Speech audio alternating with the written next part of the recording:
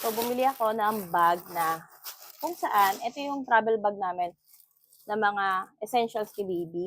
Dahil meron naman na kaming ganito, yun nga lang mas maliit. So, yan siya. Ito yung typical na maliit na caddy bag na kung saan ginagamit namin especially nung newborn siya. Yun nga lang, kailangan pa rin namin ng maraming gamit. So, bumili ako ng mas malaki na kung saan mas marami akong mailalagay. Especially yung mga damit niya dahil nga papalit-palit si baby.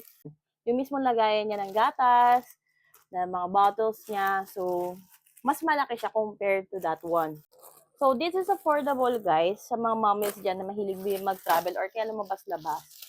So, kailangan nyo talaga to, guys, para sa ating mga trouble. So, meron siyang ganito sa loob. So, kung ako to, gagawin ko tong parang mat ng anak ko. Alam niyo yun, pagpapalit-palitan. So, magagamit ko to. Hindi ko alam kung para saan to. Kasama to, inclusion to do sa may bag. So, parang separation niya sa bag. And then, ayan, may mga bulsa siya sa loob. So, the zipper din siya. And then,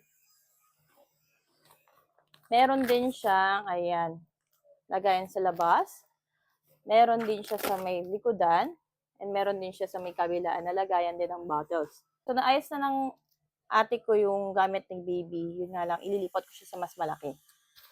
So, kung kayo ay mga mommies dyan, daddies na mahilig mag-travel, ayan, you can buy this product, guys. So, meron din kayong makakilala ng mga mommies dyan, lalo na't magpapasko or kaya malapit ng mga anak, pwede nyo ipangregalo din to, guys.